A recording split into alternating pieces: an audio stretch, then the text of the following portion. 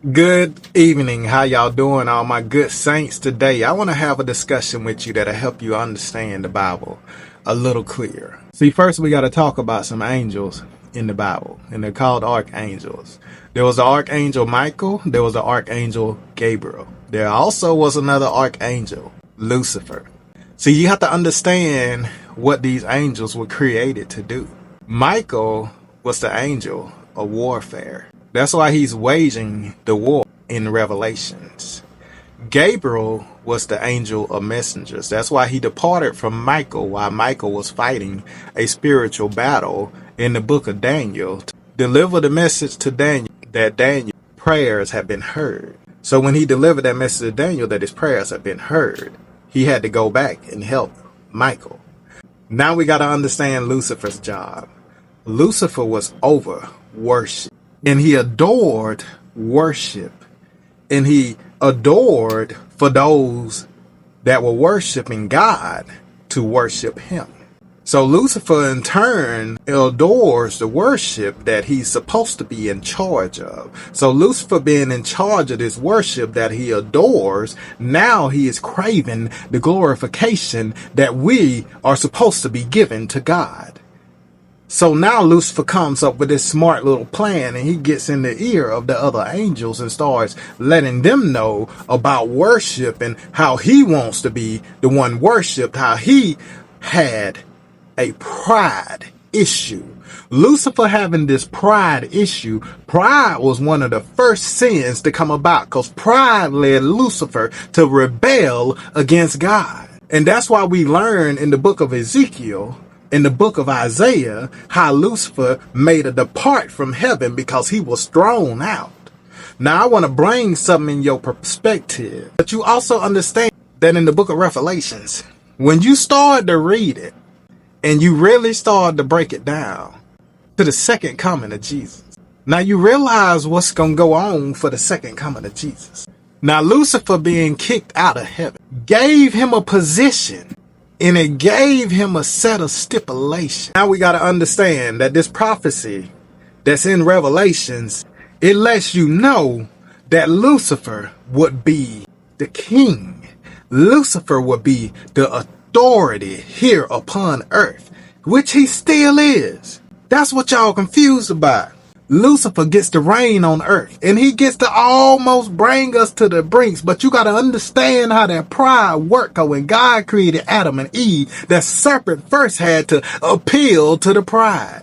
It will make you like gods. Now that's appealing to the pride because now they understand that it will make them like gods. Now, not them necessarily, but she clearly understands that it will make them like gods. So now it sounds like a good plan. And he says, surely you won't die. See, surely back then was almost like a guarantee that she would not die. So she tried the fruit. Now here's the rebellion. The same way that Lucifer was in heaven, his pride, because he wanted the same glorification that we were given to God in our worship. So his pride was appeased and he wanted to get the same thing. He adored it. See, this guy knew no sin. He was one of the most beautiful creations God had ever created.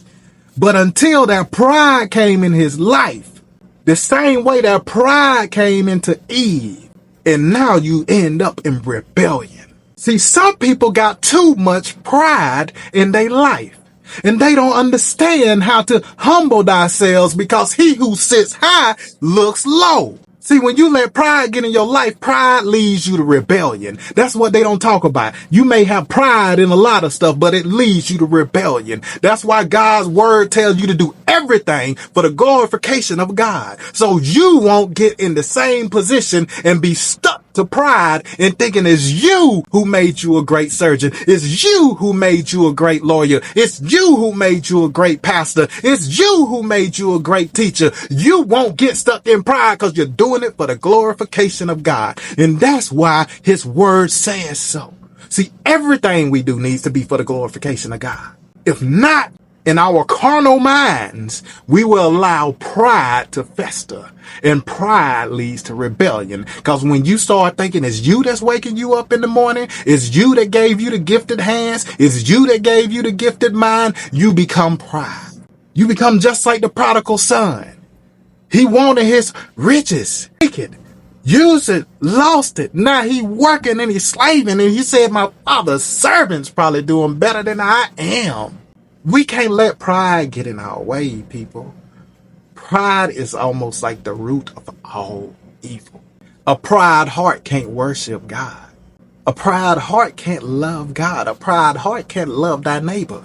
See, we look at things from different perspectives, but God's word tells you, it lets you know what led Satan to rebel. You know what led Eve to rebel. You know what led everybody else in the Bible to rebel. Pride. When you realize that you can't do nothing without God, that pride has to leave. You have to have humility. You realize that he's the reason you're breathing. You realize that he's the reason you're seeing. You realize that he's the reason you're talking. He's the reason you're thinking. He's the reason you're walking. That pride has to go.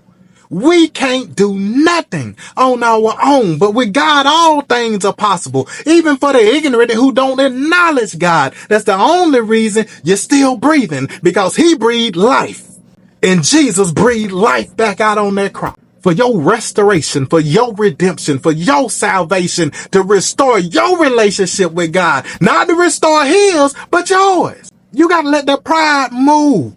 Tell it to get out the way. Tell it to get deep behind thee before it leads you unto rebellion. Folks, I'm sorry. It's hot. It's summer. I'm close to the equator. I know that when he went there on that cross, I'm going to tell you right now that on the third day, early in the morning, Mary seen the rock had been rolled away. Easter's coming up and y'all just don't know. I celebrate God the same way every day. But the one thing I love about Easter is for some reason he tends to get on the rest of the world's heart too. And the more people's hearts he's on at the time, the more believers we may have. Because some people experience all it takes just a little bit. Oh, I almost said it. But it's addictive. You can't have a better feeling in your life. Folks, y'all have a blessed day. And anyway, like this video, share this video. Bless someone with this video. Hopefully this video blesses you, because folks, it's time out. Let this video bless you. Let it bless you. Be humble. Don't let pride get in the way, because pride leads to rebellion.